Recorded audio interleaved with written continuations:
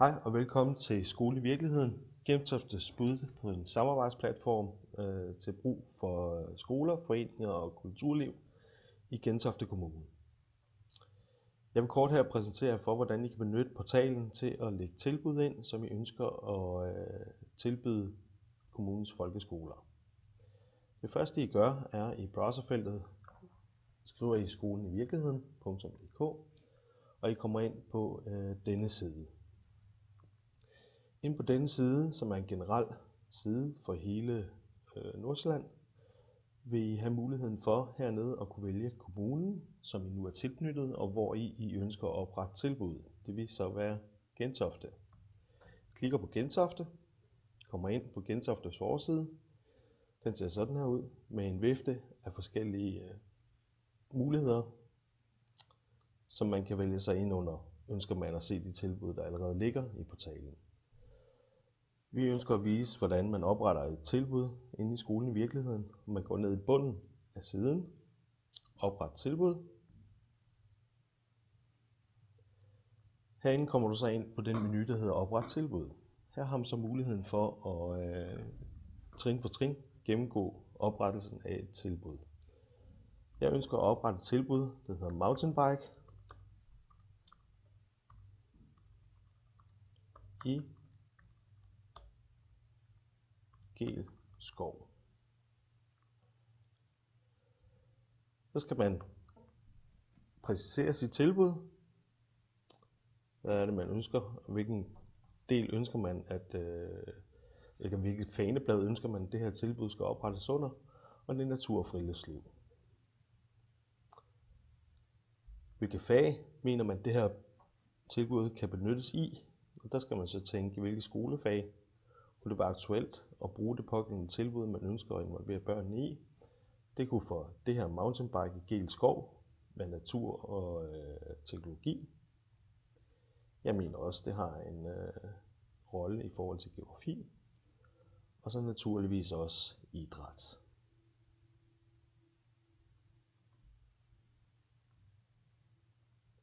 Hvad er målgruppen for tilbuddet? Det er mellemtrinnet. Det er ikke et tilbud bøntet på de helt små, så det starter med mellemtrinnet, udskolingen. Og så tænker jeg også, at lærere og pædagoger kan have en interesse i det. Og hvornår ligger tilbuddet? Ja, det ligger sådan set hele året, så jeg går ind og tjekker alle måneder af.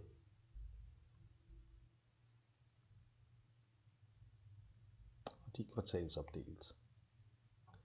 Så skal vi have et beskrivende billede til tilbuddet. Her går jeg ind og vælger Browse, og jeg ønsker at gå ind på mit skrivebord. Så har jeg Skolen i Virkeligheden. Og her har jeg et billede, jeg synes beskriver mit tilbud rigtig fint.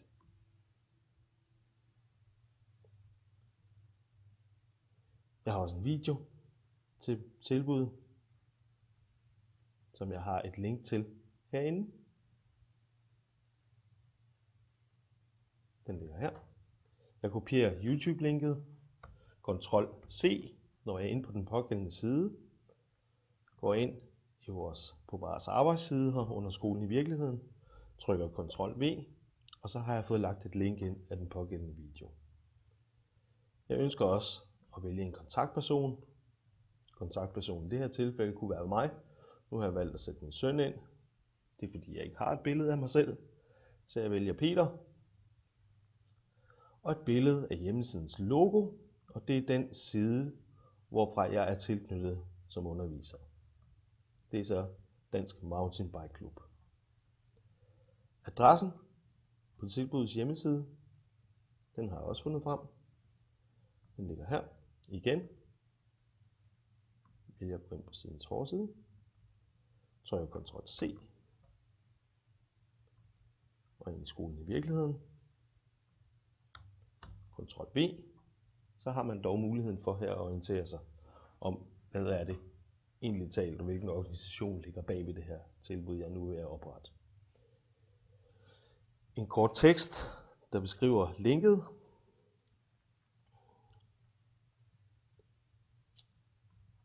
Det kan være dansk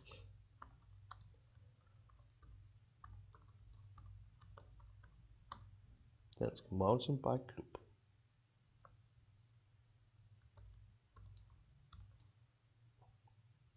Jeg har ikke nogen læringsmålsdokumenter oprettet til det pågældende forløb her, så den vælger at se bort fra. Men jeg har dog en beskrivelse, en kort beskrivelse af mit tilbud. Den har jeg været så smart oprettet inde i et Word-dokument, så det er at gå herind og klikke på det pågældende dokument og tekst, som jeg ønsker at kopiere. Ctrl-C. Gå ind i portalen igen. Trykker Ctrl-V. En beskrivelse af tilbuddet. Det er så en lidt længere beskrivelse end min salgstekst. Den har jeg igen været inde og forfatte. Ctrl-C. Ctrl-V. Og billedtekst til kontaktpersonen. Det er en kort beskrivelse af mig. En meget kort beskrivelse af mig. Passioneret mountainbiker. Prisen. Det her det er et gratis tilbud, så jeg har tjekket gratis tilbud af. Så frem man havde et betalingstilbud, så vil man tjekke det felt af og angive en pris. En kontaktadresse, en mailadresse. Det er min mailadresse.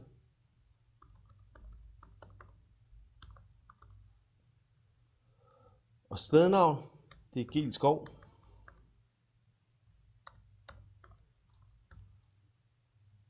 Og telefonnummeret, det er mit telefonnummer.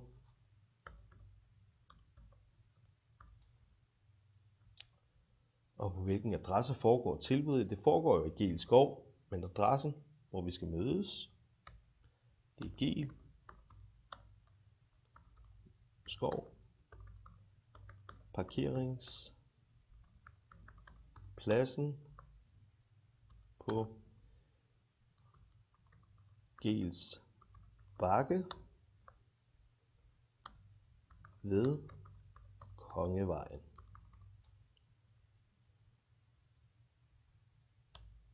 Postnummeret, det er 2840.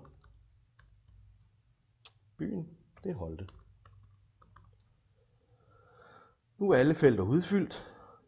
I videst mulig omfang bestræber jeg på at udfylde alle de felter, så man har en så grundig beskrivelse af det pågældende tilbud som overhovedet muligt. Det mener jeg har gjort her. Så har jeg den sidste mulighed, det hedder tilmeld mig.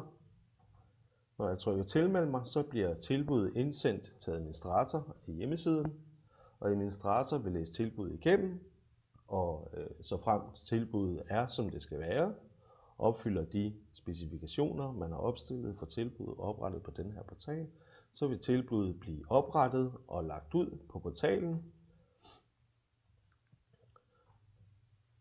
og vil høre sig ind under natur og friluftsliv, eller motion og bevægelse, hvor jeg jo faktisk lagde tilbuddet. Når jeg så klikker derind, og administrator har godkendt tilbuddet, og jeg har modtaget en mail som underviser, så er tilbuddet herude, og brugerne kan nu melde sig til tilbuddet, så frem de ønsker at deltage i aktiviteten. Jeg håber, at introduktionsvejledningen har været forståelig og nem, og god fornøjelse med skolen i virkeligheden.